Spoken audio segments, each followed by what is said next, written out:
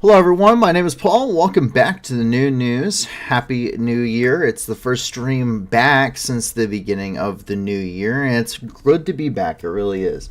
We've had a lot of stuff that's happened, of course, over the last few days, and of course we took that holiday break, which is very much needed. Always nice to kind of take some breaks. We've been doing this pretty hard. We've been doing this since what, March the 29th. We'll make 1 year. So we're quickly marching on towards that 1 year mark of doing this reporting for you guys. And we've been doing this. A lot of us on the team have been doing this since February the 24th. So we're all we very much needed a little bit of rest for the holidays. But I hope that everyone is safe. I hope that you and your families are safe. And if not, I do hope that you found that safety and security in the very near future. There's a ton of stuff that has happened. There's a ton of big updates that have happened over the past 5 years. So it's been a lot. I see people already making some very, very bad jokes in the chat tonight. If you guys are joining us, please feel free to jump into the live chat. It's always a great time. We have a great community. And if you want, you can ask questions, and I will answer them throughout the duration of the stream as I'm going through the news here. But just a ton of stuff happening, and hopefully a lot of good, important updates as we continue to go forward, and a lot of big things I'm hoping for the channel in 2023. A lot of stuff I'm hoping to do, a lot of projects I would like to finally get the ball rolling on, and of course we got a lot of things that were updated. Our website has been updated, so but overall it's just good to be back, and it's good to see you guys, and I'm happy that everyone's here. Now if you may not know what this channel does, so if you may be new here, that's totally okay. So welcome to everybody. And what we do here at the New News is report the news. And of course, we go through, we have a huge source list that we go through. We have a whole team of people that are behind this. It's not just myself. I lend the voice in the face, and that's about it. There's a whole team of people that put this thing together. We have people that are translators. We have all sorts of help that are given to us by people in our own community and elsewhere. So a ton of stuff that goes into this every single night that we are live, and we go through a ton of sources that we have all across the globe for different regions, especially inside of Ukraine and Russia, as well as in the Middle East, but we cover the whole span of the globe. Try to do it in an unbiased way, try to do it in an apolitical fashion to the best of our ability, and that's because we don't really see that in the news a whole lot anymore, and we want to kind of bring that back, something to let you formulate your own opinions. If we do have an opinion, like we do for the war in Ukraine, and we do have a bias on that, we're going to very clearly state. But not only is it to keep you informed as a viewer, but the main project of this is to inform the people, but let you have a chance to be able to give back and be able to help people that are affected by every situation ongoing across the globe that we discuss here on the news. And the way you're able to do that right now is through the link in the description. There's a ton of different links in the description. All of them are 70% or more of what the donations that they receive. It's something that we vet for, is that they are going to go directly to their programs, meaning they go directly to helping you, or going directly to helping people all across the world, and with 30% or less going to things like administration's costs and everything else. So it's something that we have vetted for. It's something we've gone through the tax records and everything else to go through and make sure that's okay for everything that's open source for that. So a lot of amazing work. We're never doing super chats on this channel. We're never doing merchandising. We're never monetizing these videos for personal gain. 100% of everything that we do here is always going to be charity driven at the New News. So you can bet your bottom dollar everything we do is going to be trying to help people affected by the very situations we talk about every single night. And a lot of those have been submitted by you guys as the viewers, as the community. Please keep those coming. If you have more, we want to add as many as possible to the list. We want to add as many as we can. Please keep them coming. We hope for big things here in 2023. We hope to do a lot of good, and we hope that you guys will join us in that endeavor. So thank you for letting us be the news that gives back, which is what we're always going to be striving for. And once again, as I said earlier, we are live. If you're joining us live tonight, then feel free to please jump in. And if you have questions, I know it's a ton of stuff happening throughout the world. A lot of it has to deal with military matters, which is really what's making the top news. The war in Ukraine, conflicts in the Middle East, all sorts of smaller conflicts, anti-terrorism operations inside of Africa. please feel free to ask questions. So to give you a little bit of a background on myself, I served as a corporal in the United States Marine Corps between 2016 and 2020. I was an O-352 anti-tank missileman with 2nd Battalion, 7th Marines. I did 2 tours to the Middle East. My first tour to the Middle East was between October of 2017 and March of 2018, where I served, of course, with Special Purpose MAGTF, crisis response there for Central Command. And I spent about 4.5 months in the country of Syria, in which I was a part of Operation Inherent Resolve in the fight against the Islamic State, as well as stabilization efforts there in Syria. I spent a lot of time in the Conoco oil fields and up in Al-Hasaka province, fighting the Islamic State there and spending time with the Kurds. Outside of that, I spent about a month and a half in transit between the 2 countries and back to the United States. After that, I ran an armory for about a year and a half, and then I went back to the Middle East back in October of 2019 through about March of 2020. There, I was in charge of a Javelin anti-tank team attached to the Crisis Response Company out of Kuwait. Spent most of my time there. New Year's of 2020, went to the Baghdad Embassy complex, which is being overrun by protesters. Was in charge of all anti-armor operations over the Baghdad Embassy complex before leaving from there and going down to Saudi Arabia in the Red Sea and training Saudi Arabian Marines preparing to deploy as part of the Saudi coalition to Yemen to fight the Houthi rebels. So spent a lot of time there. Have a pretty decent amount of experience with it. I am a subject matter expert in anti-armor warfare and armor doctrine. I'm a fully cross-trained machine gunner, a fully cross-trained rifleman, a partially cross-trained radio operator, as well as a CLS or Combat Lifesaver Certified Marine. Outside of that, I do have a lot of knowledge on things, but I'm never going to claim to be an expert on any of them. I am very interested in different things such as human geography, history, paleontology, all that fun stuff. So please feel free to ask questions. I will answer them to the best of my ability. Can't answer everything, but I will do what I can and give you a little bit, hopefully, better of an understanding. And regardless if I'm a subject matter expert or not, I implore that you as a viewer, please do your own research. One of the links in the description is actually that is correct, Bookham 40. My favorite color crayon is blue. And in the link in the description, you can find our maps. You can follow along every single night. I post them every single night before we go on air, and you guys can follow along with it. But there's also a lot of times we have associated articles by other news organizations, or we have, of course, these links, and sometimes we have links that we can't show on this channel that we are able to that we can't necessarily show, but you are able to actually go and check them out yourselves. So we always make sure that it is publicly available. Anyone can go on there and check on it, and we'll make sure to keep that updated every single night. And with that, with all of these wonderful announcements and just the joy of being back, kind of, well, I wouldn't say over. I'm definitely always happy to be back, but the little fanfare of being back, being over, we can finally get into the news, and there is a ton of it. Of course, we start with our special report on everything coming out of Ukraine, and there is a ton of updates when it comes to Ukraine. A lot has happened over the last few days, and the first one is an uplifting one, and it's the fact that 140 Ukrainians actually ended up returning home. So this happened on New Year's Eve. It was a prisoner exchange between Ukraine and Russia, and 140 Ukrainians were able to come back home as a part of that prisoner exchange. Many of them are going to be going under they're going to be observed medically, make sure, a lot of them having suffered a lot of pretty horrendous conditions inside of Russian imprisonment. After which they'll be released to their families, and a lot of them, their families are spending time with them anyway while they are in the hospital. This is coming from Andriy Yermak, who is he is the head of the office of the president of Ukraine, and we have some wonderful videos coming from him. Take a look. Слава Україні! Героям слава!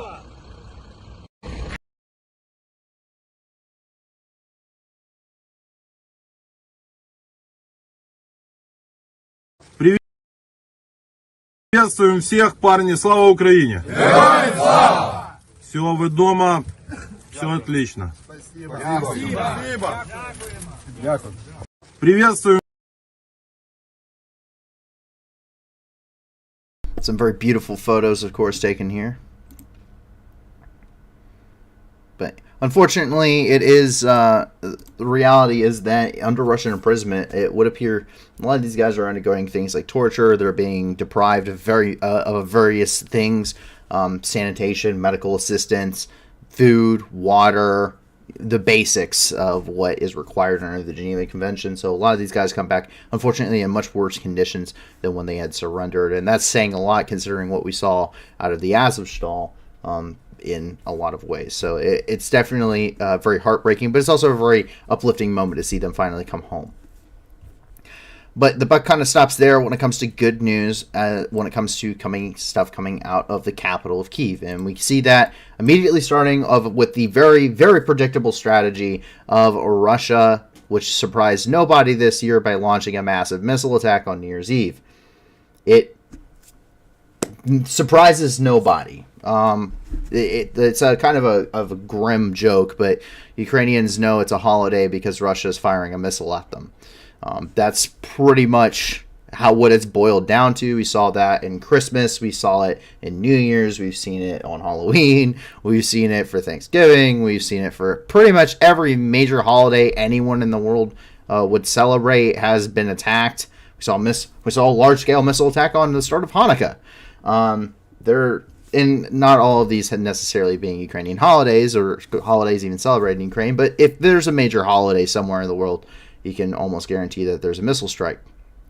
And, of course, the main efforts are to strike energy targets. And there's a difference between a military and a civilian infrastructural energy target. And that is something that is actually discussed in the Additional Protocol 1 of the Geneva Conventions. This is an additional protocol to the 1949 Geneva Conventions, also known as the Genocide Convention, which was adopted in 1977. And this differentiates the difference between a military and civilian infrastructural target is the primary usage of that infrastructural target at the time it was struck. Meaning the electrical grid for Kyiv is mostly supporting the civilian population of Kyiv. While there may be some military application, it would have a major impact on the civilian populations in and around the capital city. And therefore, it must be declared a civilian target because of the adverse effects on civilians, which are protected persons. Unlike the Kerch Bridge, which spans across which connects, this is the Kerch Strait. The Kerch Bridge, also known as the Crimean Bridge, blown up. We don't know, and no one has taken official responsibility with it, but needless to say, not friendly to Russian forces.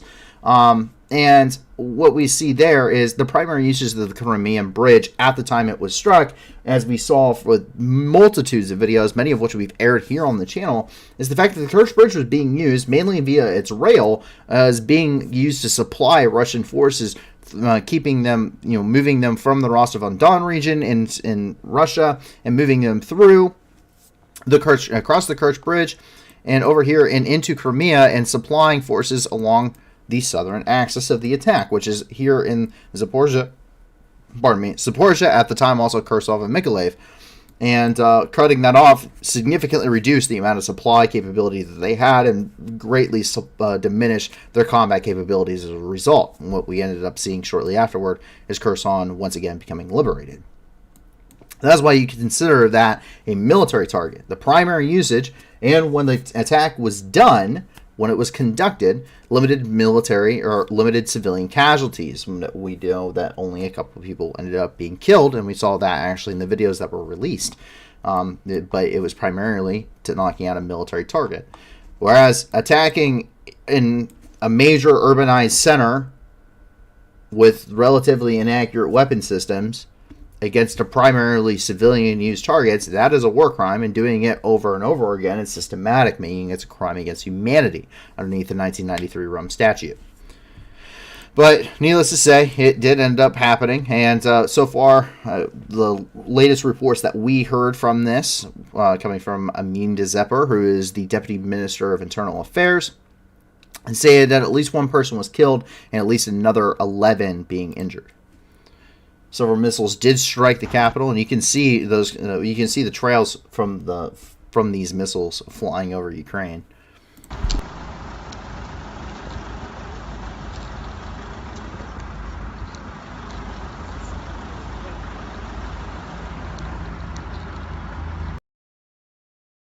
It's important to be clear, most of these missiles did not actually end up striking their intended targets, but they also weren't meant to. The way that Russia operates is they fire large amounts of missiles we see upwards of over 70% of them being shot down successfully. And that's the point. Russia's point here is they're trying to overload the capabilities of the Ukrainian air defense systems, meaning they know that Ukraine can shoot down a lot of missiles. That's been very well proven. The thing is that they fire so many missiles that they can't track and shoot them all down fast enough. And so inevitably what ends up happening is X amount of missiles, a very small percentage of them, but X amount of missiles end up getting through that air defense system just because they're either become undetected or the systems have run out of ammunition to engage those targets and are in the middle of reloading or what have you. But there's just too much to deal with. It's just too much. And so that is the purpose of these massive strikes, and we can see the devastating results of what happens when just a few of these missiles end up punching through. This is coming from Ilya Ponomarenko, who is a reporter with the Kiev Independent. Once again, coming back from Amina Zepper, who has a video of this.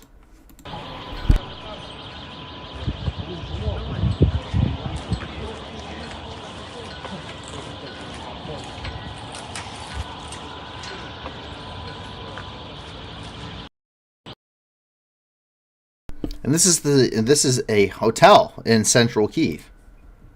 Definitely not a military target. In the private house, which was struck.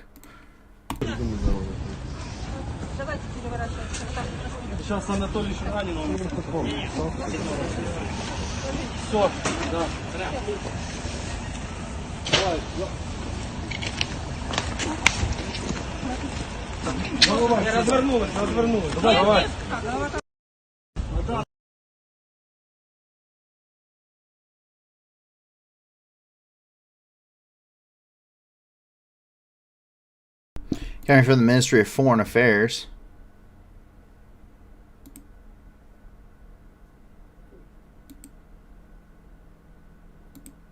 But you can see just the immense amount of destructive power. And once again, that's a residential building. That's a house. That's just somebody's house. Coming from the United Nations Coordination for Humanitarian Affairs. Several regions of Ukraine are once again under attack, with loud explosions heard in the capital, Kyiv, including close to our offices. This is just one example of the level of suffering this war is causing on the people of Ukraine. And from the Ukrainian Ministry of Defense, campus of Taras Shevchenko National University of Kyiv was hit by a Ukrainian missile today.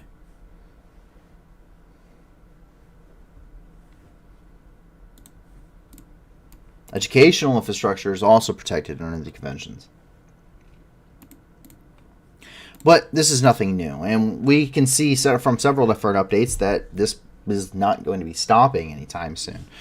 We got the war crimes update from the Prosecutor General's Office of Ukraine, quote, saying, as of January 4th, Russian aggressors have committed 62,210 war crimes against Ukraine and its citizens. That number does fluctuate up and down, but it has been steadily climbing for the most in an upwards direction for some time now, as more and more investigations continue, and most of that evidence is being submitted directly to the International Criminal Court and the International Court of Justice, with over 3,000 documents being submitted at one point in time. Well, unfortunately, we also received several days ago the latest child casualty update, which has also climbed. Quote, since the beginning of Russia's full-scale war against Ukraine, 452 Ukrainian children have died, 876 children have been injured. Most victims among children are from the Donetsk region. And this does not include, once again, the thousands of thousands, over tens of thousands of children which have actually been forcefully deported to Russia, which is actually a signature of genocide, according to the 1949 Geneva Conventions and the 1993 Rome Statute. And we see most of those children being injured and killed in the Donetsk region, as that's where we see the most fierce fighting of this war. And we'll get to that here a little bit later once we actually get to the front lines. But you'll see just the ferocity of the combat within the Donetsk region is really something you cannot compare to unless you're talking about, say, the First World War, which is really the conditions that we see being fought with. It's really the First World War conditions being fought with 21st century equipment. But it's not just an attack on children or cities, it's an attack on Ukrainian identity as well. And we see this coming from Alexander Chechenko, who is the Minister of Culture and Information Policy of Ukraine. And he said, quote, "Since the beginning of Russia's full-scale war against Ukraine, Russian aggressors have destroyed or damaged over 1,200 cultural heritage objects in Ukraine." And what does this all add up to? Over $700 billion USD in damage. If you compare that to the roughly just over $100 billion given for all aid, that is all security aid, that is all humanitarian aid, that is all financial aid, every bit of aid that has been given to Ukraine as of the last time that I actually counted this up was just over $100 billion. The damages alone, according to Denis Shmyhal, who's the Prime Minister of Ukraine, quote, "Since the beginning of Russia's full-scale war against Ukraine, Russian troops have caused more than $700 billion in damage to Ukraine." That is the monetary cost of this war on Ukraine itself. That does not include the destroyed equipment. That does not include the lives lost. That does not include the destroyed equipment for the Russian Federation or the lives lost. That doesn't include any of the human factor. That does not include the military factor. It is $700 billion of damage to the country itself. That is the monetary cost of this war, according to the Prime Minister of Ukraine. That would make it one of the most large-scale disasters to ever occur in human history, monetarily. In fact, I do not believe there's ever been a natural disaster to have incurred that large of a cost. We move here into the Donetsk region. We had very small updates, mostly celebration stuff coming from the Luhansk region. And as we move here into the Donetsk, we jump down here over by Kramatorsk, which is the de facto head of government for the liberated areas of the Donetsk region.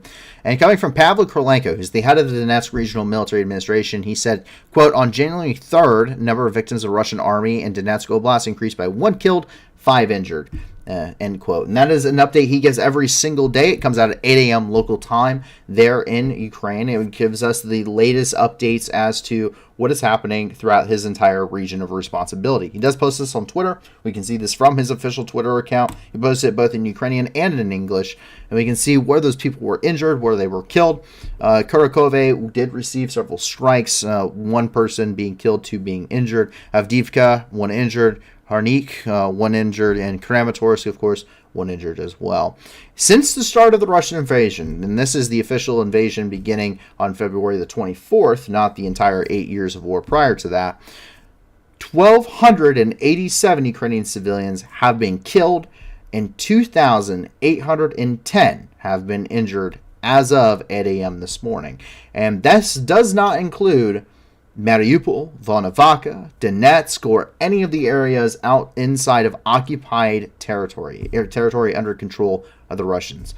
And so we do know from Mariupol the massive amounts of mass grave sites that have been found and identified via satellite footage that tens of thousands of Ukrainian civilians were killed during the Battle of Mariupol alone. This does not include areas elsewhere throughout the territories under Russian occupation. That allows us to get to the front where a little bit of good news starts to creep back up. And we can see coming out of Soledar where the fighting does continue. And as the winter drags on, the fighting will continue once again, especially probably picking up some intensity as the ground hardens with that permafrost during that winter, kind of ending that Rasputitsa for a short time.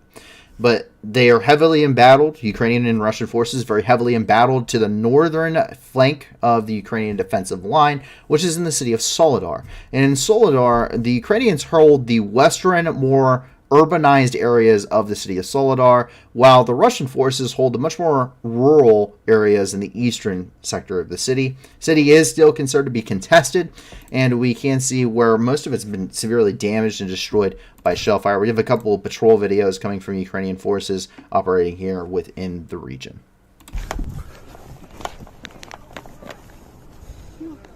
Vamos siempre, que yo mucho zagrib. Сом. Да не знаю, элеватор, блядь, чтобы не было там наверху, понял?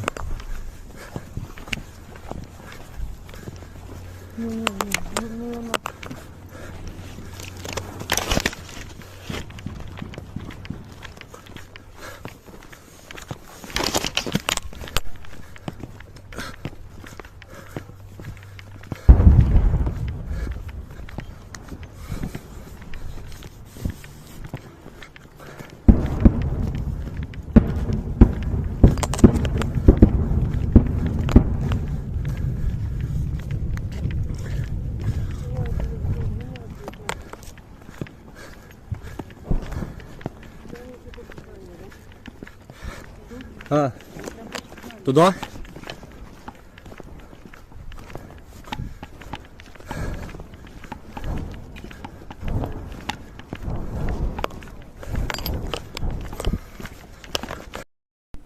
And you can hear it in the background there, and it's over 2 minutes long, so we're cutting that one a little bit short. But you can hear in the background there just the immense roar of artillery guns happening in the background.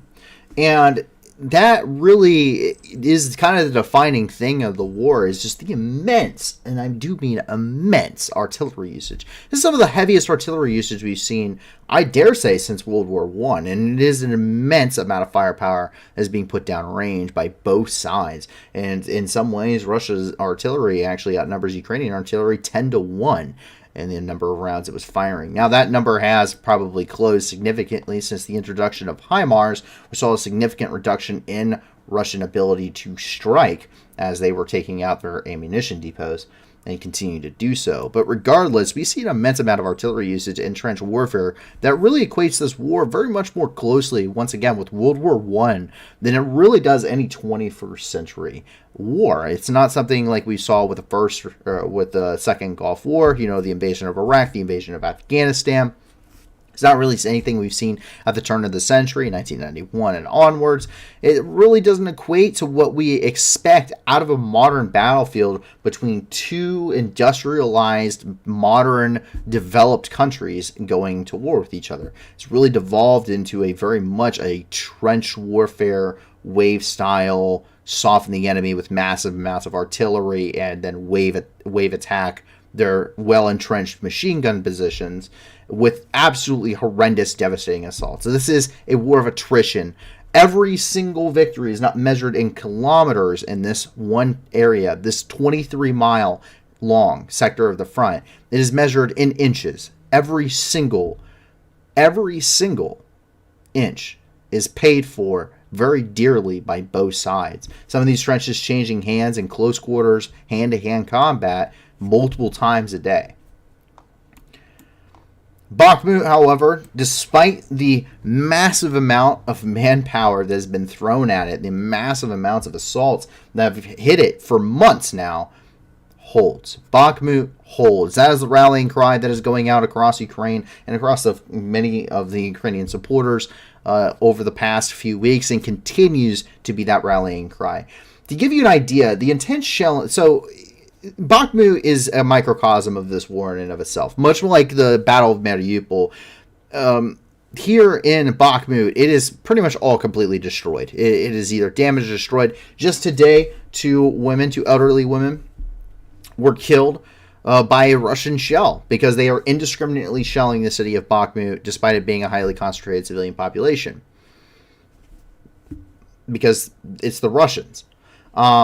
They're using the BM-21 Grad system most commonly. It fires 122mm Katyusha rockets and 40-round salvos. But Bakhmut has been under intense shelling for months, over 6 months now of continual shelling. We've seen repeated wave assaults against it. Incendiary weapons usage has been reported, I'd say, upwards of over 8 times just on this channel against Bakhmut. The intense shelling, which has left every single building either damaged or destroyed completely outright, and just the immense amount of close quarters fighting, tank engagements, anything you can think of that has been used in this war has been used in the battle for Bakhmut. And it still holds, it's still in Ukrainian hands, but the fighting has been very bitter. The odds, this small sector of the front here, And I will give you an idea. So I have a little tool here. This is up by Bilhorivka. This is kind of the northernmost tip of this front line. If we can extend it all the way down here, really towards Zaitsev. And it's just over, according to our map, about 23 miles, almost exact, 23.1 miles. Here, I'll shorten it. So that is really what you're looking at. And in this 23-mile stretch, there's about, at the time last we heard reported, there's about 25,000 Ukrainian troops. They're fighting in this 23-mile long front line. And the last time you heard, it was between 30 and 35,000 Russian troops that were fighting in this front line. And that number is almost guaranteed to have swelled significantly for both sides as more and more troops and equipment have been dedicated to this fight just to break the deadlock, just to break this stalemate. And it's been an absolute horrendous, bloody engagement for both sides, and we're seeing high levels of casualties from this area for both sides.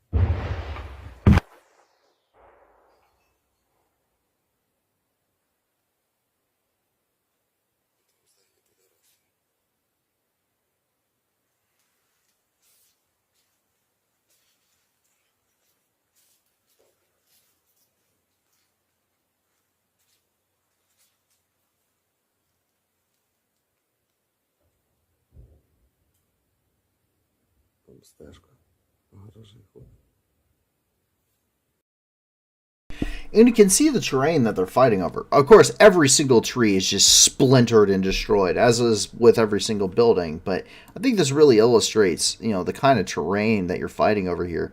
It is what can only be best described as a Martian hellscape. And it is a no man's land. Just like the flat ground that was lying between the two trench lines in the First World War. It is a hellscape littered with whatever debris is left, barbed wire, defensive emplacements, and shell craters, and the immense amount of artillery barrage being used on both sides. And you can see the kind of combat. There's no way crossing this kind of terrain between two very heavily defended positions is some of the most dangerous things you can do as an infantryman, and it's almost a guaranteed death sentence. Which is the harsh reality of this war, because not only does the Russians have to cross this in order to attack Bakhmut, but in order to continue pushing forward and liberating Ukraine, Ukrainian troops have to cross this as well. And it's caused immense, and I do mean immense, amount of casualties.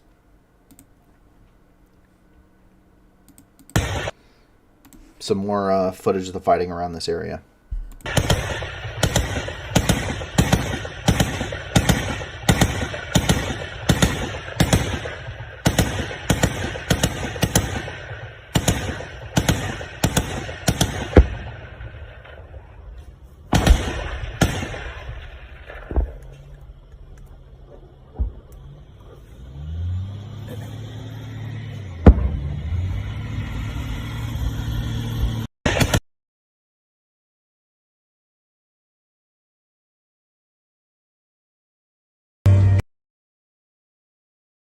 So this does have copyright music to it, so I'm going to mute it. But this is a TOS 1A using thermobaric munitions against Ukrainian positions in Bakhmut.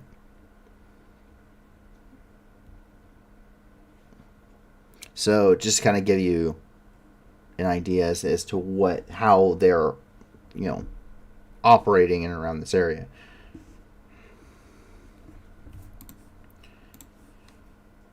And finally, to really to put some emphasis here,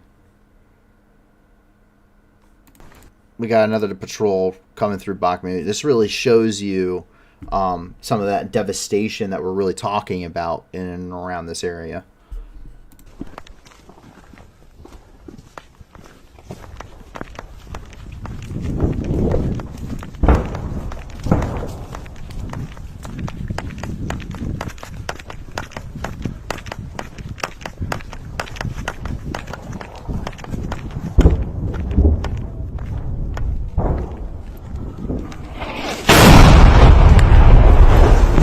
Зань! Бьем! А? Вон там не згори дивиться. Ні, закрий горі, це там наша територія. Там, значить. А? Значить, стой.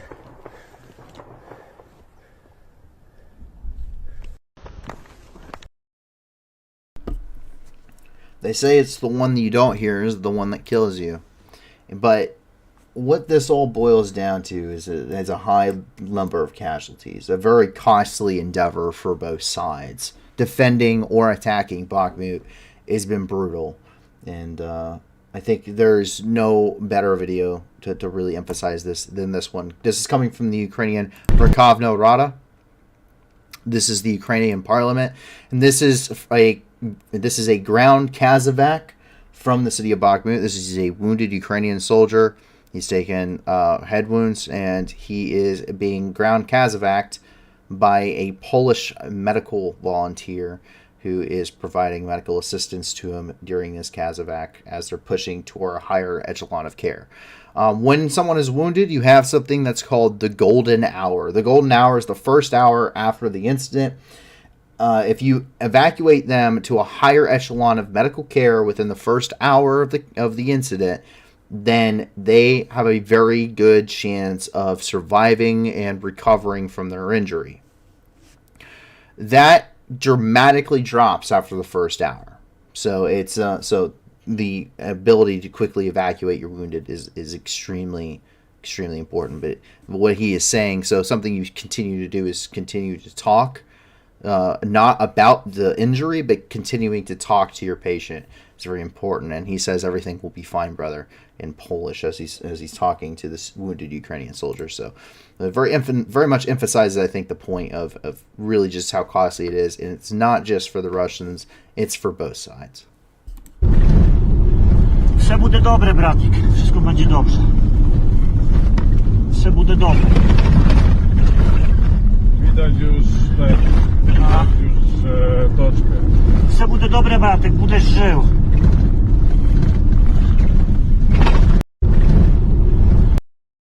He's trying to stabilize his head, trying to keep it from getting a worse neck injury there. As this car is bouncing around, he's doing his best to try and shield him and try and brace him against, potentially getting any worse injuries. He's trying to continually talk to him, even if he's unresponsive, because it appears that he is an unresponsive casualty.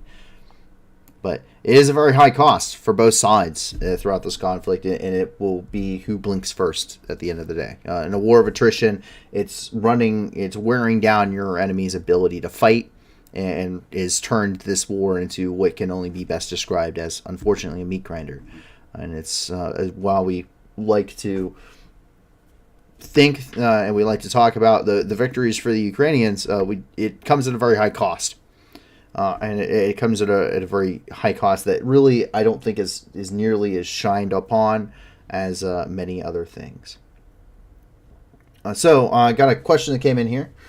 and this is coming from Delta Aviation 23, and he asked, how will the M2 Bradleys help Ukraine? And this is something that the Pentagon is pondering on providing to Ukraine, is the M2 Bradley. So the M2 Bradley is an infantry fighting vehicle. It carries a 25mm Bushmaster chain gun. It's an automatic cannon, 25mm, and it also carries the tow launcher. It has a tow box launcher mounted onto the left side of the unit. But it also has extremely powerful optics. One of the reasons why it was there. It's meant to do multiple things. There's a very funny movie about this system. In fact, it's called Pentagon Wars. It's a little bit older. It's from the 90s. Very funny about its development, but it's true.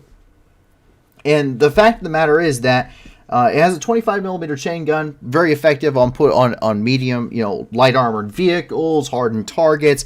The point is, it's an IFV. We would designate that as an infantry fighting vehicle. The main difference between an infantry fighting vehicle and an armored personnel carrier is an armored personnel carrier is a battle taxi. Its whole point and purpose in life is to move troops from point A to point B, drop them off, probably to get, its whole point is to keep them from taking shrapnel and small arms fire, and then it's meant to leave. It's not meant to hang around. They carry some armament, but they're not meant to hang around. They go in, they drop dudes off, they leave.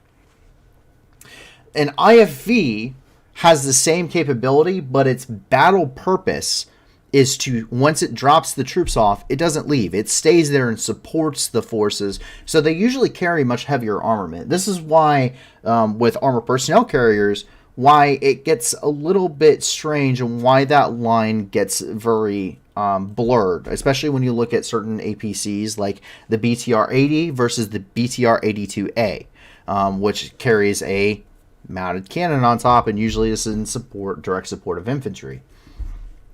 So that's the purpose of the M2 Bradley. The M2 Bradley has a very nice optical suite. One of its major drawbacks, it has very thin armor for what it is.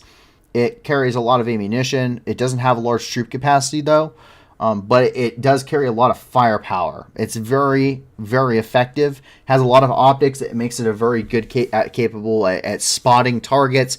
It's best used in conjunction with other armored vehicles, usually a heavier armored force. So what the Bradley would usually do is provide, one, it can carry infantry because you never want to attack an enemy force without supporting infantry with you. Usually use them as cavalry scouts, so they will screen the flanks of the engagement. It be kind of that forward look, give them the eyes and be the eyes and the ears of the armored force, and once they can engage with their tow launchers, they can engage enemy tanks just fine. We saw the Battle of 73 Easting is an amazing example of Bradley's really laying the hate and discontent down on Russian vehicles. The Iraqis using the T-72s put into a perfect reverse slope defensive position, exactly how the T-72 is designed to be employed in a defense. The exception was it was very, very poor weather, and it was not in a sector of the front expected to be used because GPS was a relatively new thing at the time in modern combat. Battle of 73 Easting, American commander actually went past his designated phase line and tried to seize the initiative there and ran across an entire, essentially, division of the Iraqi Republican Guard Corps, one of the top units of the Iraqi army, and annihilated them. I do mean annihilated them. It was a prolonged engagement, but the Bradleys could see, the T-72s couldn't, and they were being out-engaged. Their ammunition types were puncturing through T-72 base T-72 armor without any reactive coating. Their tow launchers were devastating enemy tanks. Of course, tandem charged tow missile warheads. It's the exact same one that's currently sitting on my little mantle back there. So we know it's very effective, but it also showed the drawbacks, which was the very thin armor, which there were casualties and there were losses of the Bradleys, but the Abrams came up, supported them, and cleared the floor with the Iraqi tanks. Very exact same systems that are being used in this war. So it provides a big gun. It provides fire support, provides troop mobility. It's a reliable vehicle. It has an amazing optical suite that lets it see a lot of things other vehicles, including even things like the Abrams, simply wouldn't be able to. So it's very versatile, and it's great for supporting as a supporting asset for infantry. Is probably the best thing. It's a great as a supporting asset for infantry because we're not really seeing any huge tank battles, tank on tank engagements. We'll see 1 or 2 tanks engaging each other at a time, but we're not really seeing the big 73 Easting battles here, which we were kind of hoping, or I say hoping, but we were kind of expecting, especially throughout the later part of the year. So, but it will be good. Urban terrain, I see. Someone said, Tim Ep says, I could see them being useful in urban Crimean urban setting. So many possible loadouts. Yes. But with anything, as we've seen, the armor vehicles, all regardless of their variants or how good or badly they are, suffer from the same handicaps. I've operated with Abrams tanks in urban terrain. I've operated with LAVs in urban terrain, which is the Marine Corps version, essentially, of the Bradley, except it's amphibious.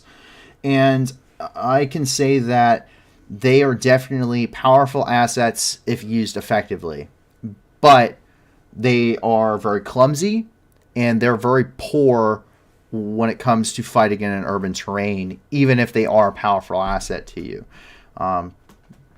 We've had there's a ton of instances of this, but you can see the reason for having cage armor and stuff on these vehicles during the Iraq War, the invasion of Iraq, where these things were getting in close quarters combat, and RPG 7s alone were causing immense damage and immense casualties. Very similar armor to the AAV-7, which, if you look at the Battle of Nasiriyah, trying to cross the Nasiriyah Bridge, saw immense amount of casualties amongst the Marines trying to cross there with devastating losses as RPGs struck their AAVs. So that would not be something. It could be a powerful asset, but it depends on how you're using it, and that's a big question. Only M2 and M3s, no mortar and ambulance variants. That's about the extent of my knowledge on those things. And they're getting a lot of different variants of a lot of other vehicles. This is coming from Buck and 40. They're getting a lot of variants of other vehicles of those types, those requirements. And I think that those needs are probably filled, and what they're looking for right now is firepower. And the M2, M3 Bradley can definitely deliver firepower. Another Russian warehouse was hit, and very happy to be alive. These counter-fights ended up filming the aftermath of a successful Ukrainian strike within the occupied region. We saw several of these over the weekend. Verem. Budur. Her grubu. Ahmet tiyatı khawartwa. Met darwa teknika yoksh. Met velem. Velem oqatay. Oqatay. Va ma ودين doch. Da yok an gariyagi qadar halak bash. Most likely the work of HIMARS, very much a very similar scene to what we've seen before throughout this war of targeting of that logistical infrastructure, which has been very devastating for the Russian wartime capabilities. Coming out of Tokmak, we also have another missile strike. Quote, on January 3rd, Ukrainian missile troops and gunners hit a location with Russian troops and military equipment in the Tokmak settlement of the Zaporizhzhia region. The losses of the enemy amounted to about 80 soldiers wounded and dead. General Staff of the Ukrainian Armed Forces. So that is what we're hearing from the Russian side from about these kinds of strikes. There appears to have been several of these over the past weekend and over the past beginning of this week. And it would appear that we're pretty confident that these are indeed the case. While they're giving specific numbers here, and we don't try to stray away from military casualties, we can say with some certainty that there have been significant casualties after billeting areas, barracks areas for the Russian forces in occupied territory have seen significant losses due to HIMARS precision strikes on them. And we even see, once again, we're over here, not very far away in Vasilivka, where a command post was struck by HIMARS as well. So really knocking down the Russian logistics and communications sector here.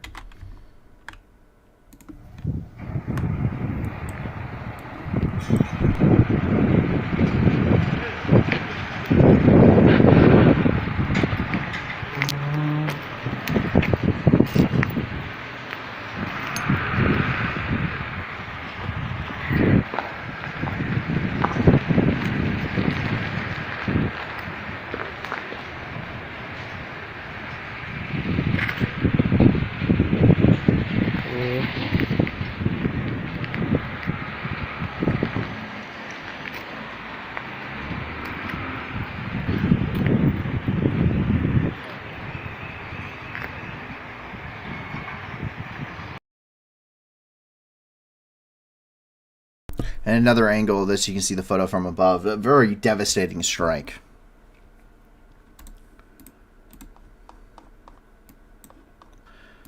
And we actually jump down here, and this is coming out from tonight. This is coming out from Nizhgorod, which is here in Crimea, where long-range strikes appear to also be striking locations around here. And we can see where this is kind of reminiscent. If you've ever seen video footage of the shock and awe campaigns, the very early first day of the war in the invasion of Iraq, the shock and awe campaign for back in 2003 of American aircraft bombing Baghdad, and you see what really catches you is the anti-aircraft gunfire. It's very much the same kind of anti-aircraft mentality used during World War II to prevent bomber aircraft from striking industrial targets in Germany. And it's absolutely devastating. And it doesn't do anything, really. We don't see it being very successful. And to me, these are very similar images. Just have been essentially useless anti-aircraft trying to shoot down incoming missiles that they know are going to essentially strike their target, but they are throwing whatever they can at them, just in an attempt to stop it, but there's not much you can do. Just take a look coming out from tonight.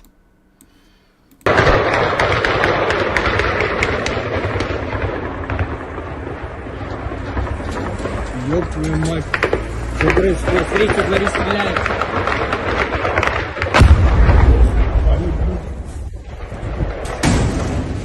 Ёб твою.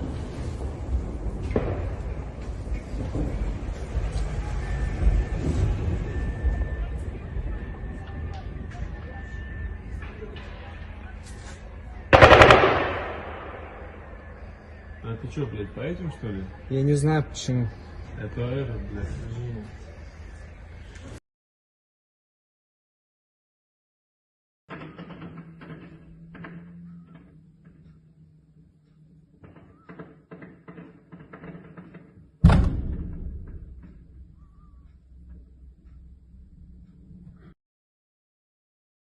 And the way that this works is they have sectors. So they have these guns are going to fire in these directions in this sector.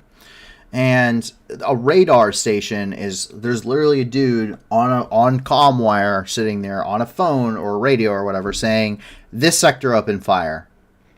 Okay, it's getting closer. This sector open fire. Okay, this sector open fire. And that way each sector is opening fire into their designated target areas in the sky, as this radar is tracking the incoming projectile and they're attempting to shoot it down. That was the Iraqi way of doing it. And the Iraqis, Saddam Hussein's forces in Iraq, patterned their air defense network off of the Soviet Union. So we do know that this is kind of the Soviet idea, and this is why it was deemed to be so formidable, which it turned out it was actually relatively easy to overcome. Getting into the Kherson region, we have several updates, and we start getting into the more grim things once again. Berislav, unfortunately, the market took a direct hit. According to Yaroslav Yanusevich, who is the head of the Kherson Regional Military Administration, quote, Russian occupiers shelled the city of Berislav in the Kherson region on January the 2nd. A local market was hit. 5 people were injured and hospitalized. 3 injured victims are in serious condition. Meanwhile, coming from the city of Kherson and the rest of the region, a 13-year-old child is currently sitting in intensive care. As part of the massive amount of New Year's Eve shelling, a young 13-year-old boy in the Kherson region was reported to have been severely injured by shellfire. He was taken to the intensive care in Kherson at the local children's hospital, and according to Amin Dzepper, reported that the hospital was also struck by shelling once he arrived. Coming from Amin Dzepper, with photos of the initial shelling and then again of the hospital. And from the National Police of Ukraine, it was reported that as well as apartment buildings have been struck across the city.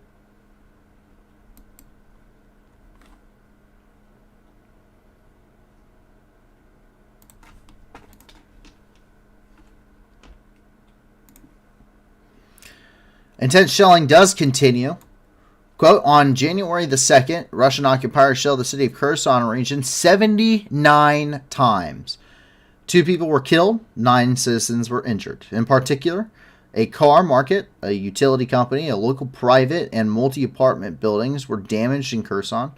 And that's once again coming from Yaroslav Yanusevich, who's the head of the Kherson Regional Military Administration. It's also stated that meanwhile, it was reported that on the night of January the 3rd, Kherson came under attack using incendiary munitions.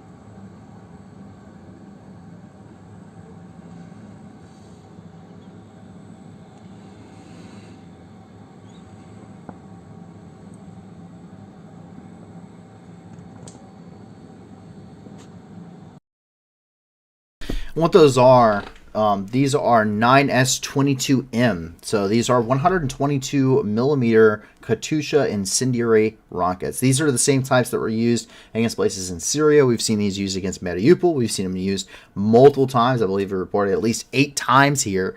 Their usage against Bakhmut and many, many others across the entirety of the front line.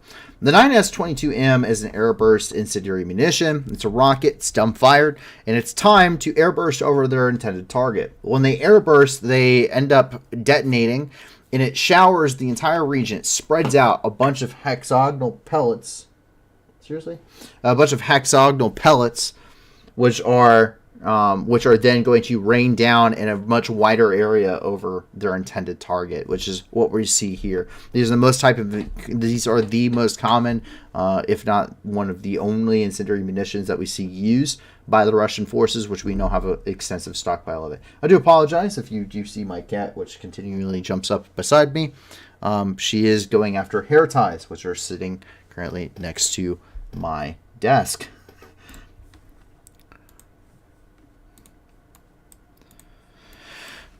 Fortunately, another torture chamber was discovered inside of the Kherson main department of the National Police of Ukraine, inside of Kherson.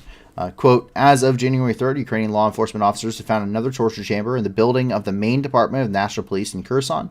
Russian occupiers illegally held and tortured Ukrainian citizens in the basement of the building, coming from the press service of the Kherson Regional Police. Well, you'd think this is one of the first things that they would find. Unfortunately, when it comes to going through, especially these major administrations buildings, a lot of these, as we saw in the northern sectors, have been booby-trapped. So it's very, very slow process, making sure that these things are actually deemed safe to actually go through and properly investigate.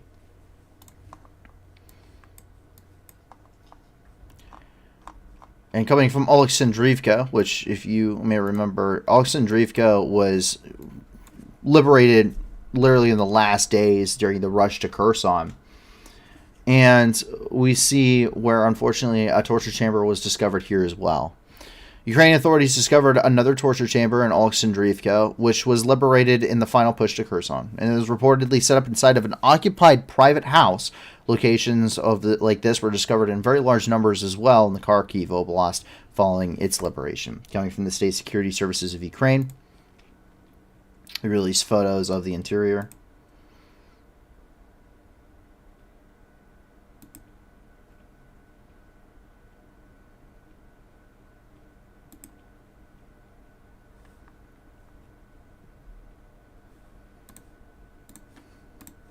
And from the Ministry of Internal Affairs.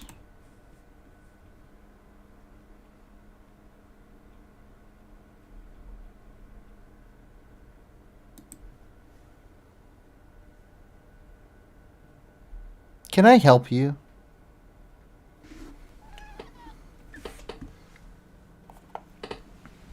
Is this what you want? Do you want the hair tie? Yes?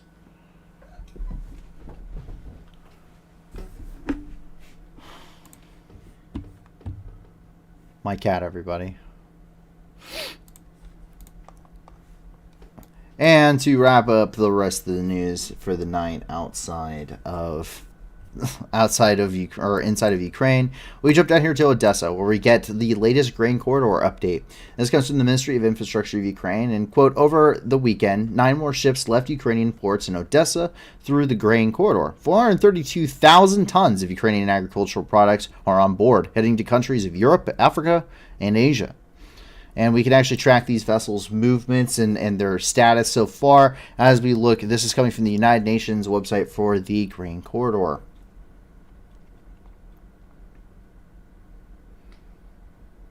Please don't blame me for our child's problem. We can see that here. We can see definitely a lot. Port of departure, mostly from Pravdeny, Chernomorsk, Odessa. And we can see so far in total 16,630,516 tons. This is metric tons of cargo have been shipped. So pretty fantastic news. That's actually everything inside of the country in Ukraine, but that doesn't mean that's everything for the night. And there is plenty of stuff elsewhere for the night. We actually start off, of course, as we continue on. We jump up here into Moscow, where, of course, we get this. Let the games begin. May the odds be ever in your favor. This is... So, Russian television was alive with what can only be described as madness over New Year's. So, unlike large events that you may find in a lot of Western countries, I gave the example of the Times Square celebrations every single year in New York City. The ball drop in Times Square, everyone gets together, it's a fun time, lots of streamers, concerts, that kind of thing. But, you know, everyone, it's your average people that are going there, right? It's like me, I go to Times Square in New York on New Year's. I don't know why I would do this because I have anxiety, but say I do, I can do that. I just pass through the police barricade, don't carry anything stupid on me, and then I can go and I can celebrate in Times Square with everyone else and experience it. Not in Russia. The events that aired in Russia were very exclusive, and this led to pretty much feeling like they were airing the Capitol scenes from the Hunger Games series. I wish I was kidding, but just take a look. Oh, yes,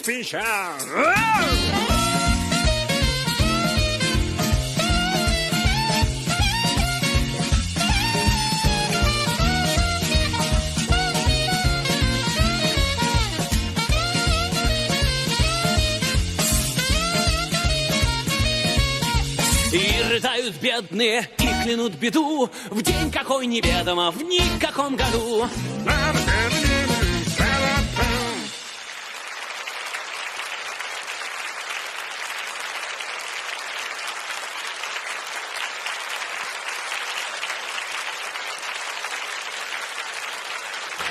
Друзья, поздравляю всех! Вот мы с вами и в новом 2023 году. Очень надеемся, что он принесет в нашу жизнь мир, благополучие, гармонию. Но давайте подумаем, а что нужно захватить с собой из года прошлого? Я думаю, любовь, милосердие и, конечно, надежду. Надежду на лучшее. Сегодня с нами на огоньке люди самой настоящей героической профессии – военные корреспонденты. Благодаря им мы каждый день получаем самую правдивую и оперативную информацию из любых горячих точек. Слово военкору Александру Сладкову и нашим дорогим гостям, настоящим защитникам Отечества. Okay, I don't think we needed the full 5, almost 6 minutes of this. But I think you can see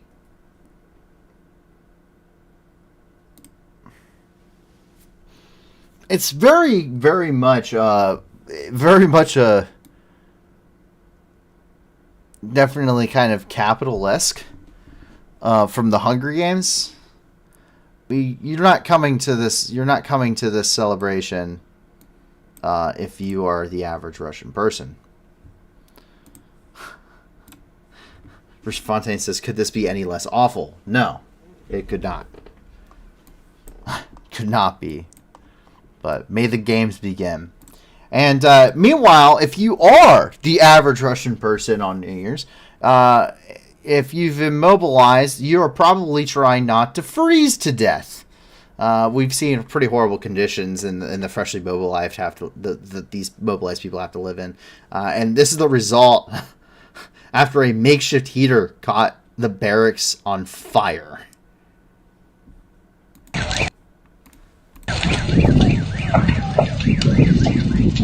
Пиздец.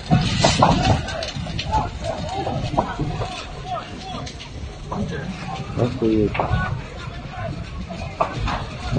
Ебанешься.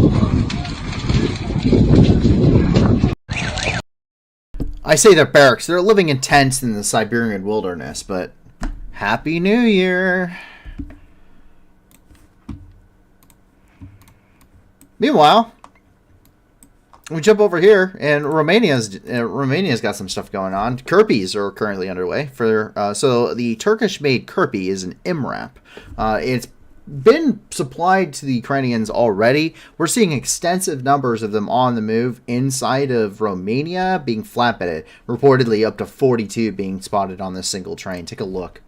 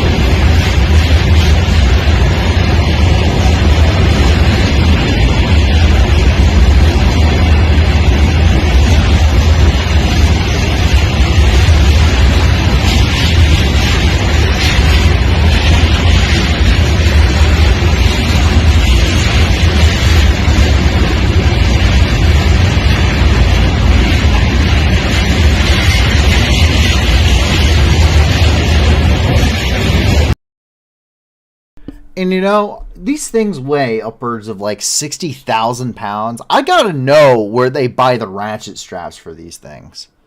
You just have to ask that question, because those would be pretty cool to have. Not gonna lie, those ratchet straps gotta be able to do a lot of stuff. Arch Instinct says that's a lot of Russian vehicles. Those are not Russian vehicles, Arch Instinct. Those are the Turkish Kirpi, which is an MRAP made by Turkey, and those are actually spotted in Romania heading towards Ukraine. So very interesting indeed. So it's happy to see it looks like Turkey is actually supplying more equipment. Meanwhile, Paris, France, we have a couple of very interesting developments. The first one, well, I had to put a NAFO meme in here, of course. It's because Macron ended up receiving shrapnel from Rogozin's back. the French ambassador of Russia to France gave Macron, president of France, a personal letter with a piece of shrapnel from Rogozin today.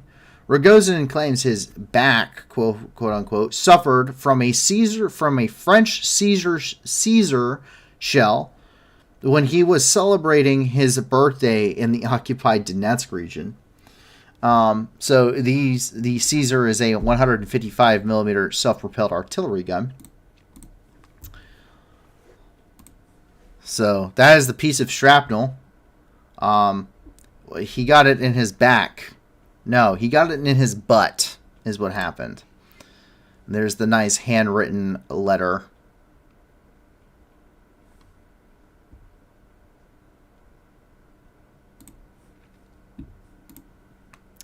And inspired by the ass shrapnel, Macron decided to send Ukraine even more.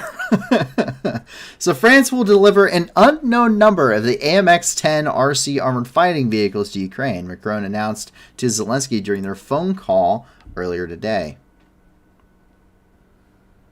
Coming from his official Twitter, until peace returns to Europe, our support for Ukraine will not weaken. I confirm it to President Zelensky. France will provide light combat tanks and continue its support in terms of air defense. Looking forward, he asked, but why? The same reason that Yevgeny Prigozhin, seriously? The same reason that Yevgeny Prigozhin also sent a bloody hammer to the entirety of the European Union. Meanwhile, up in the United Kingdom, Ukrainian troops continue to train there in the United Kingdom under the coalition of instructors. Fresh Ukrainian troops can safely train here in a NATO-style course designed to provide Ukrainian forces not just the necessary skills to survive, but also thrive there on the battlefield.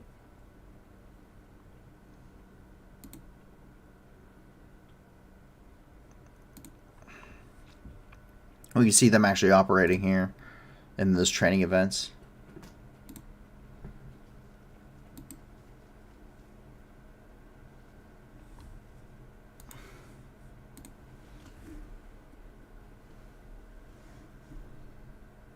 I'm being watched. They're also going to be being outfitted before they head back. So, pretty fantastic things to see there. And so with that, we move down here and into the Middle East, where we actually go to, well, for me, a somewhat familiar place.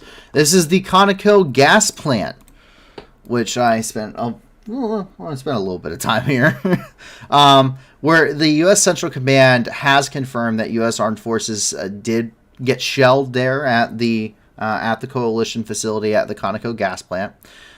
This is one of the bases that we have in northeastern Syria. There were no casualties or damage as a result. So, the 2 rockets targeted coalition forces and mission support site Conoco, northeast Syria, today at approximately 9 a.m. local time in Syria, 1 a.m. Eastern Standard Time. The attack resulted in no injuries or damage to the base or coalition property. Syrian Democratic Forces visited the rocket origin site and found a third unfired rocket. Quote, attacks of this kind place coalition forces and civilian population at risk and undermine the hard-earned stability and security of Syria and the region, coming from Colonel Joe Buccino, the CENTCOM spokesman, from the official U.S. Central Command website. So, for those that don't know, this is also the site of the Battle of Kasham, which is located just to the south of this, where over 300 Russian mercenaries were killed and wounded while attempting to attack U.S. coalition forces on February the 7th of 2018, located here at the Conoco gas plant. We bombed them for 3.5 hours, and then we finished them off with a bunch of gun runs from a bunch of Apache helicopters. Did not go so well for the Russians.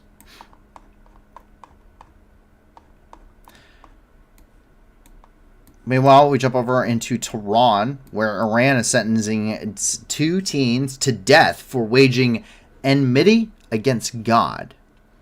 Tehran handed down 2 death penalty sentences this week to 2 teenagers who were involved in the nationwide demonstrations protesting the Khamenei regime and who were deemed to have waged enmity against God and corruption on earth. Some 60 people have been sentenced or face the threat of execution for protesting the regime. More than 19,000 people have been arrested since mid-September. More than 600 protesters have been killed, and over 670 have been convicted in participating in the demonstrations. Today Aviation 23 asked, what tank is France sending? It is the AMX-10. So, let me see if I can pull up a good photo for you. Yep. This is the armored vehicle that France is sending. This is the AMX-10. It's not a tank. A tank doesn't have wheels. A tank cannot have wheels by definition. It has to be a tracked vehicle. But this is a fighting vehicle. Think of this very similar to the Striker. These were used very effectively in Mali. They're light, they're small, but they carry a hell of a firepower to them. Very, very effective. French tanks are actually pretty good. French armored vehicles are actually fairly good. The Leclerc is, I would say, one of the best battle tanks out on the market. I would say that pretty much everything else that they have ever produced is. But France, it's a very capable armored vehicle that can bring significant punch for how small of a package it is. So that's kind of the purpose here. That's kind of what they're trying to do. They're not actually tanks, but they might as well be. You can see kind of the turret design style, very similar to that of the Leclerc, also very similar to that of the M60. That 105 millimeter cannon will destroy T-62s. That 105 millimeter cannon will turn T-62s into Swiss cheese, yes. And that's also not including things like, I don't know, depleted uranium, AFSDS, or the, what is the British round? The one that calls Spalding on the inside of the tank. That's yeah. That will definitely upset anybody. He says, Charltonberg says, I play something something similar on World of Tanks. Very, very fast. Very, very fast. Yeah, that's kind of the point. It's also bringing a lot of firepower very quickly to the battlefield. Is kind of the ideology there. It technically would be considered an infantry fighting vehicle by definition. So we have a couple of developments here. I got to zoom in nice and close here because these both take place at the Kabul International Airport. This is the Karzai Airport here in Kabul.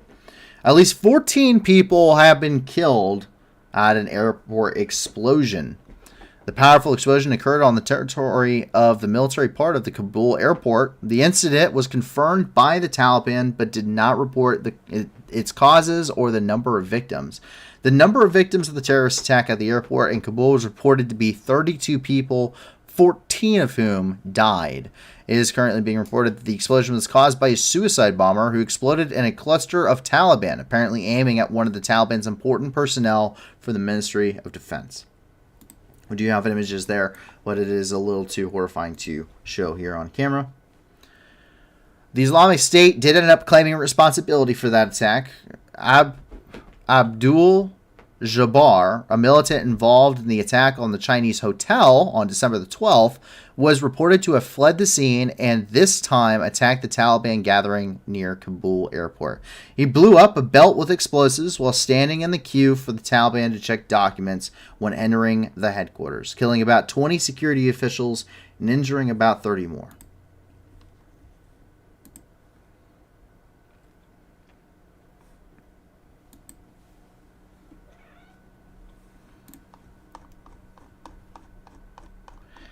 And as we jump out of here from Afghanistan, we continue moving eastward and we end up in China, where it would appear that the housing crisis in China seems to be progressing quite significantly. In fact, construction workers have begun to destroy buildings that they were working on due to not receiving their paychecks for months now.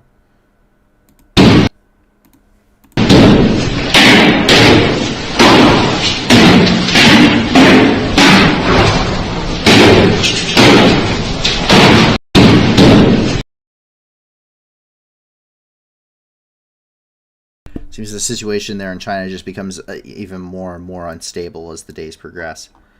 And out of Australia, coming out of the Gold Coast, just south of Brisbane, 4 people were dead after 2 helicopters ended up colliding.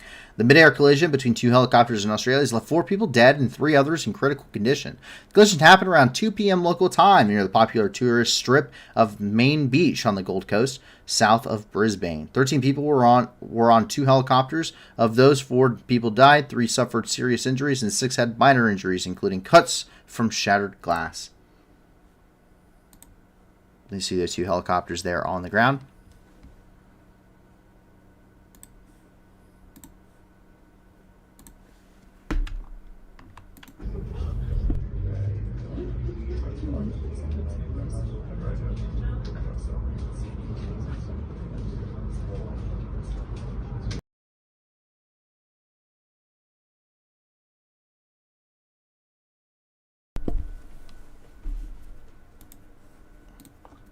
So, unfortunately, 4 people did end up losing their lives in that incident. As we jump over here and into Africa, we end up in Somalia, where we see that a terrorist attack killed at least 15 people. Well, 2 terrorist attacks, I should say. 2 terrorist attacks in the province of Haran killed 15 people and injured dozens. Al-Shabaab, an Al-Qaeda-linked group, reportedly blew themselves up near the homes of the head of the Mohasa district and a federal deputy. The dead include both military and civilians. However, officials survived the explosions.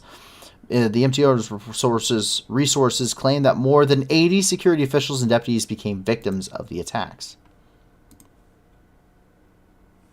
You can see some of the devastation here.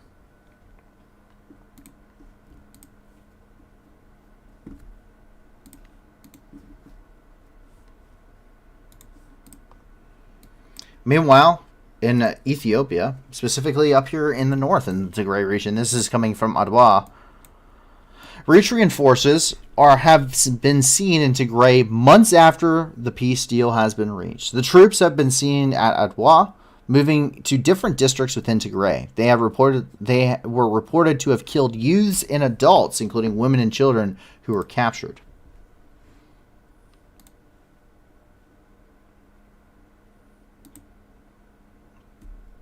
It is reported that Eritrean forces, which also invaded the Tigray region from the north, have committed ethnic cleansing against the local populations there.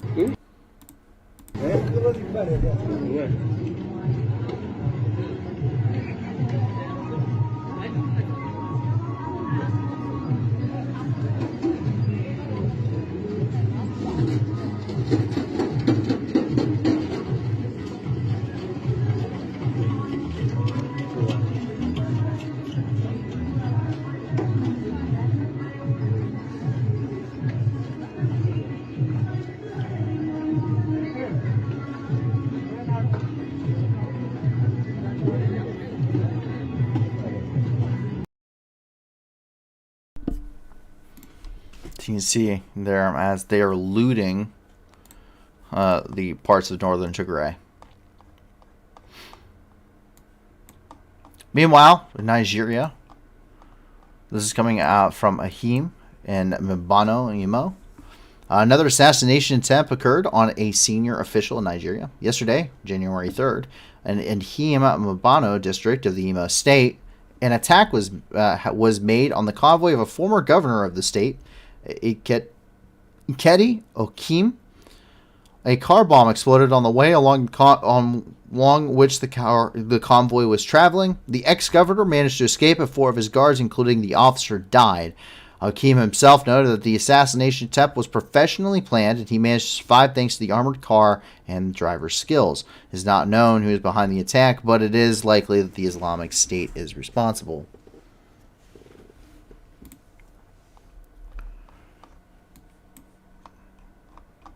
Jumping across here in the Atlantic, we end up here at the United Nations headquarters in New York City, where today is World Braille Day. January 4th was declared World Braille Day to honor the inventor of Braille, Louis Braille. Braille was formulated and perfected the system of raised dots for the blind to read. Braille is a tactile representation of alphabetic and numerical symbols, including using 6 dots to represent each letter and number, and even musical, mathematical, and scientific symbols. Braille is used by blind and partially sighted people to read the same books and periodicals as those printed in a visual font. World Braille Day has been celebrated since 2019.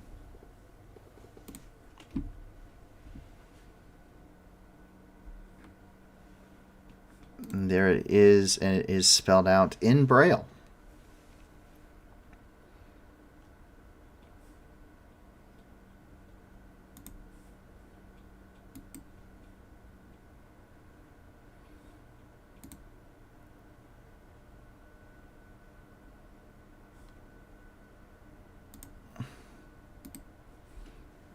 So coming from the law sources from the United Nations. My name is Đào Thu Hương. I'm Vietnamese. I'm a national volunteer working as the Disability Rights Officer at UNDP Vietnam. I'm working in the Governance and Participation Unit of UNDP. So basically, my work is on the legal matters. I'm committed to and dedicated to work for the rights of people with disabilities and to support them for their inclusion. During the past 6 months, I organized some workshops with government partners and DPO partners. And when I coordinated the activities in the employment booth, there were a lot of kids, and at first I think they were awkward somehow, how to communicate with me, how to hand the cards to me, but then we went well with each other. I received a lot of support for my assignment in the UNDP UNV talent programs for the young professionals with disabilities. Before I joined UNDP, UNVs worked really hard to arrange all the necessary reasonable accommodations for me. So I hope that this program will be expanded in the years to come and to bring many other talented people with disabilities on board to share the wonderful message of Leave No One Behind. UNDP UNV Talent Program for Young Professionals with Disabilities acquire work experience and contribute to the work of the United Nations. If we want to go fast, you should go alone. If you want to go far, you should go together. It's pretty cool. And the United Nations also, of course, has it on their list of observances. If it would like to pull up. There we go.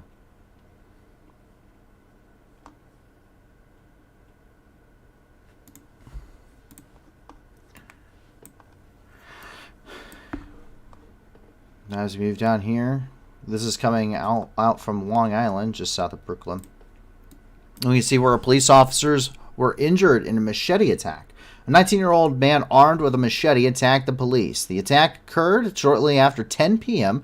near the corner of 8th Avenue and 52nd Street, just outside the security screening area the police had established for the New Year's Eve celebrations. The attacker approached the police and delivered several blows to the head area of 3 security officials. One of the law enforcement officers took out a gun and wounded the attacker in the shoulder. After that, the criminal was arrested. 2 officers were taken to the hospital where they were diagnosed with skull fractures and deep stab wounds.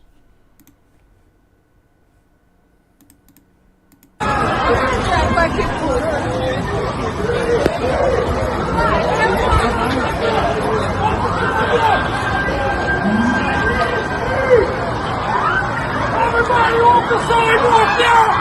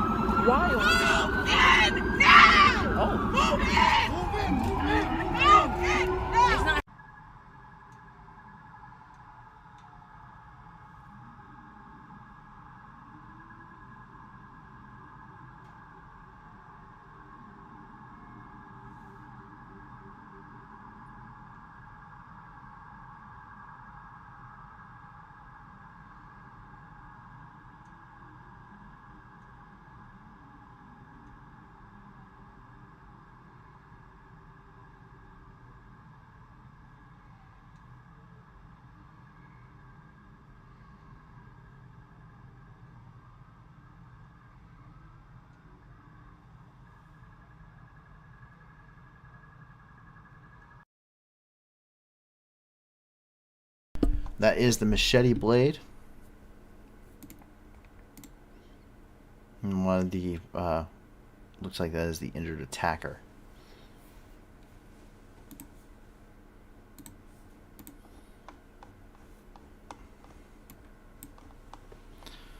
We jump down here. We're unfortunately coming out of Mobile, Alabama. One person is dead and 9 were injured in a New Year's Eve shooting. On December 31st, 2022, at approximately 11:14 p.m. local time, officers responded concerning shots fired. Upon arrival, officers discovered that an unknown subject shot a 24-year-old male, and the male was pronounced deceased at the scene. During the gunfire, 9 other people suffered gunshot wounds. The victims, ages 17 to 57, were transported to local hospitals with injuries ranging from non-life-threatening to severe. Officials with the Mobile Police Department have announced that they have the suspect in custody for the shooting.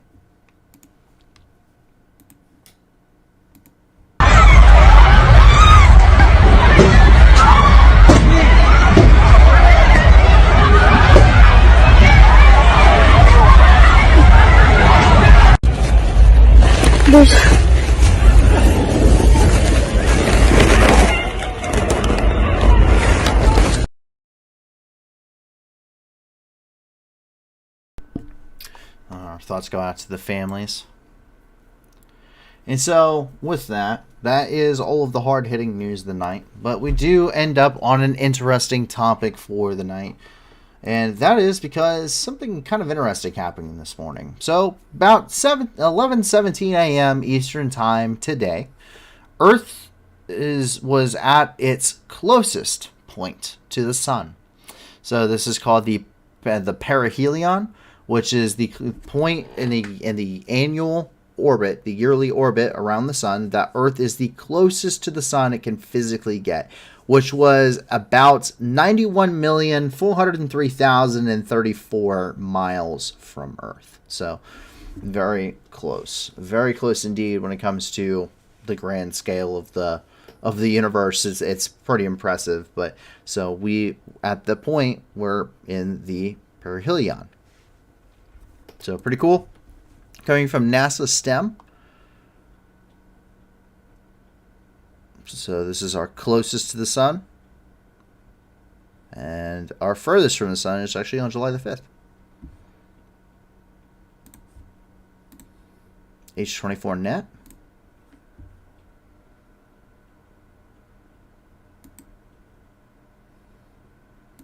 Made for some pretty cool visuals.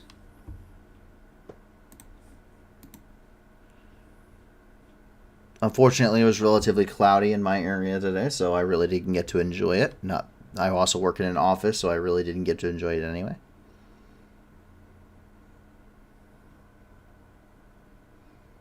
So there we go. We have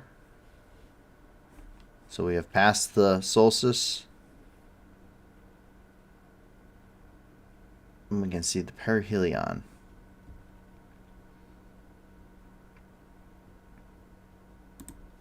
So pretty cool. But that actually does end up wrapping up the events of the night. That is everything from our sources for tonight of everything happening around the globe, at least the top hard-hitting news over the last few days. We hope that you guys maybe not enjoyed it, but I hope that you guys end up walking away relatively better informed as to what's kind of happening in the world around you. And if you can, please be sure to kind of get back to especially a lot of these major events that are happening around the world, trying to help some of these people that are affected by them. The people in Tigray, well, we have links for that. Of course, we have links for Ukraine. If you want to support the war effort, you want to support humanitarian efforts, reconstruction efforts, all of that is available down there. Southeast Asia as well, and a multitude of other locations. So please be sure to check out all of those. Once again, 70% or more of the donations that they receive end up going directly to their programs. And that's kind of what we're trying to do here. We're trying to help as many people as possible. If you have more, please continue to send them to us. If you can't help a lot with these organizations, if you can't give a lot, then give a little. If you can't give anything at all, that's okay too. One of the biggest things you could do is help us actually grow the channel, grow our impact here on the channel by, I hate to ask, but liking, subscribing, sharing our stuff and our content, and following us on all sorts of different platforms, including Twitter. And that'll really help our outreach. And the more people that come here, the more good we'll be able to do, the more impact we'll have as a community, and that's really what I would like to see. So I hope that you guys will be back to join us once again for 48 hours of news and review coming this Friday at 10 p.m. Eastern Time, 9 p.m. Central. Once again, we'll be resuming to our regularly scheduled program of every Monday, Wednesday, and Friday, being at 10 p.m. Eastern Time, 9 p.m. Central, with a Saturday stream coming at 5 p.m. Eastern Time, 4 p.m. Central, for those that may be in other places that it's not that they cannot easily participate in the normal streams. So I hope that everyone jumps in on those. It's great to be back. I'm happy and excited to see what 2023 brings, and I hope that you guys will be here for the ride with us. Thank you very much. Once again, my name is Paul from the New News. Have a great rest of your night, and hopefully I will see you on Friday. Bye now. Going home, Russian soldiers, going home. Бо ми всіх вас тут змішаємо з багном. Від стріяду волновахи і чудо кличе діти нахуй. Тут працює ЗСУ і ТМО. Нам не треба ні конфлікту, ні війни. Та ми готові всіх вас слать до сатани. Тисячі вже полягло, і все більше шлепуйло. То для них нема нічого, крім труни. Going home, Russian soldiers, going home. Бо ми всіх вас тут змішаємо з багном. Від стрія до волновахи і чудно кличе діти нахуй. Тут працює ЗСУ і ТМО. Вызволять пришел, братишка, ну привет. На моей земле тебе один ответ. Нашим людям с кирпичом, даже танки и бачок. Вам не взять нас и за 100 тысяч лет. Going home, Russian soldiers, going home. Бо ми всіх вас тут змішаємо з багном. Від стрія до волновахи і чудно кличе діти нахуй. Тут працює ЗСУ і ТМО. Mr. Putin, on behalf of all our guys, no one's scared of your nuclear device. You can take your number 11, shove it up your wrinkle bomb. Oh, we'll come and help you fit it in your skull. Russian soldiers going home. Бо ми всіх вас тут змішаємо з багном. Від стрія до волновахи і чудно кличе діти нахуй. Тут працює ЗСУ і ТМО. Going home, Russian soldiers going home. Бо ми всіх вас тут змішаємо з багном. Від стрія до волновахи і чудно кличе діти нахуй. Тут працює ЗСУ і ТМО. Russian soldiers go